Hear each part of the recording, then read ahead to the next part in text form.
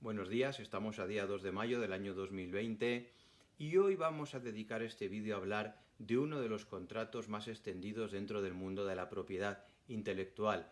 Se trata del contrato de edición y en especial el contrato de edición en forma de libro. ¿En qué consiste este contrato? Bueno, pues este contrato es el documento jurídico que articula la relación que se produce cuando un autor cede una serie de derechos patrimoniales a un editor para que éste publique y explote la obra. Sobre este contrato tenemos que tener en cuenta dos cosas esenciales. En primer lugar, el editor tiene que explotar la obra a su cuenta y riesgo. Es decir, vamos a dejar fuera todos aquellos contratos en los cuales se pide que el autor colabore en algo. Es la llamada autoedición o contratos similares, pero que no serían contratos de edición. Ediciones solamente si el editor corre con la explotación de la obra a su cuenta y riesgo. Y en segundo lugar, tenemos que señalar que es un contrato que ha de hacerse por escrito. Las partes tienen que firmar un documento. No vale un contrato meramente verbal. Esa relación podría dar lugar a una nulidad. Bueno, ¿y cuáles son las cláusulas principales que tenemos que tener en cuenta a la hora de firmar este contrato? Bueno, lo normal es que el contrato consta de una serie de cláusulas, normalmente cada vez más numerosas, entre 20 y 30 cláusulas, pero hay una serie de puntos que tienen que ser los esenciales y los que nos tenemos que fijar especialmente los autores. El primero de ellos es si la cesión se produce en exclusiva o no exclusiva. Lo normal es que la cesión se produzca siempre en exclusiva. ¿Qué significa eso? Pues significa que los derechos cedidos solamente podrán ser explotados por el editor, con exclusión de cualquier tercero, entre los que se incluye también el propio autor. Es decir, quedarían totalmente vedadas aquellas opciones para que el autor, por ejemplo, suba un capítulo de la obra a una red social, etc. Solamente lo puede hacer el editor. El segundo de los puntos es el ámbito de la cesión, el ámbito territorial.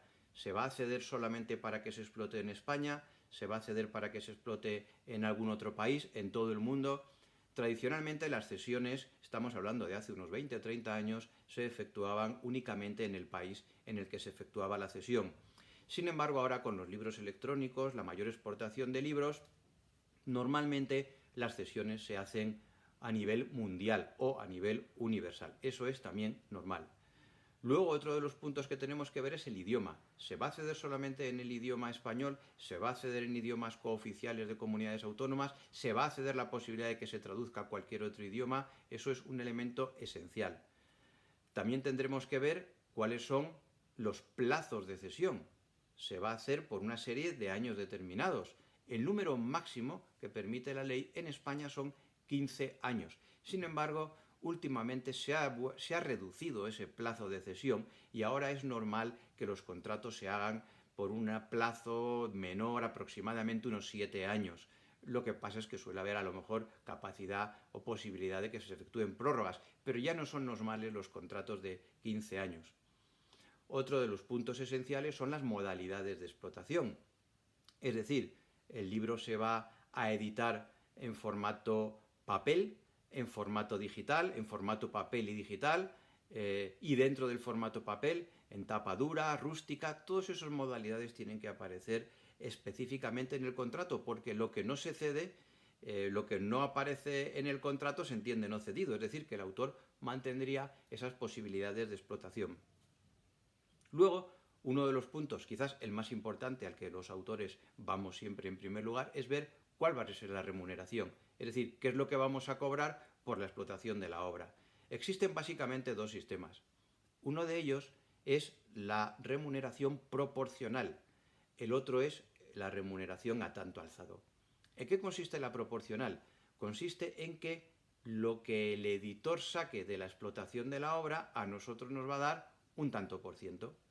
Normalmente, en el formato de libro, en papel, siempre se calculaba el precio sobre el precio de venta al público y de ese precio se disminuía el IVA y sobre lo que se sacaba se daba un tanto por ciento al autor.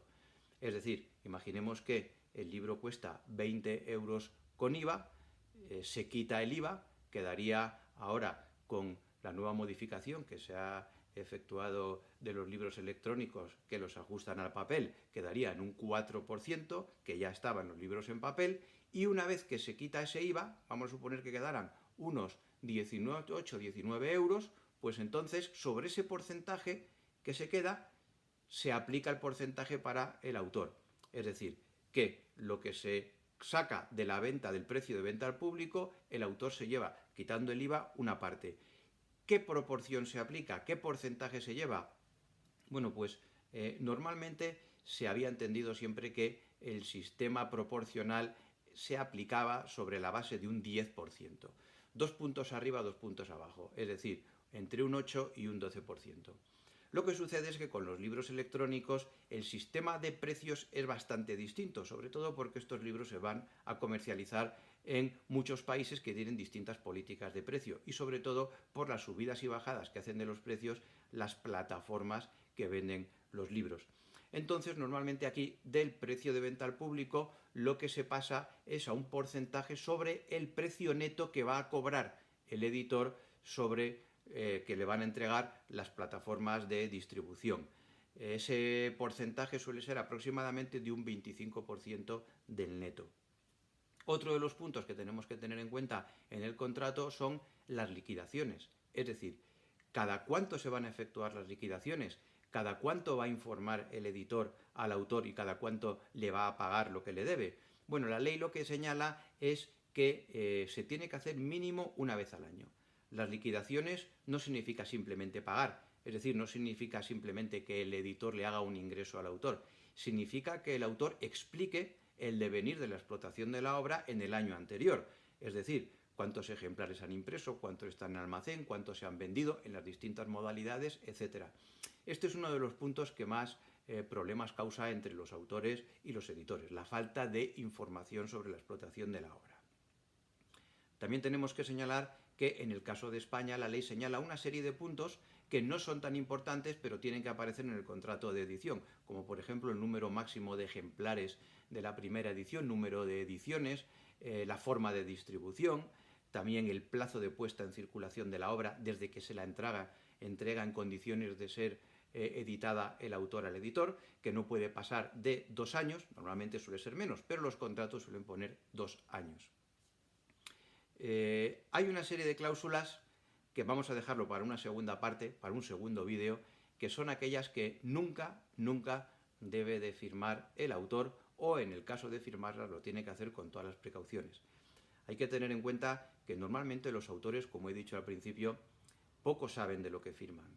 De ahí la necesidad, el consejo de que todo contrato de edición antes de firmarse ha de ser entregado a un experto para que le diga qué es lo que se va a firmar y en el fondo a lo que se está arriesgando el autor y qué derechos está cediendo.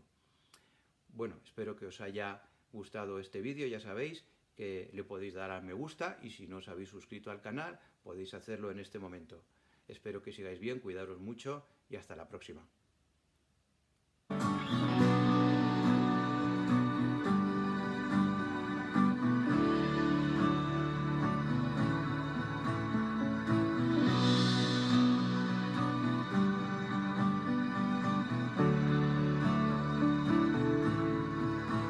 Loved you first, she loves you now, she loves you when you're not around. Your pain is hers, her heart is yours. She'll like you rich, she'll take you poor. She'll take your hand, walk in time.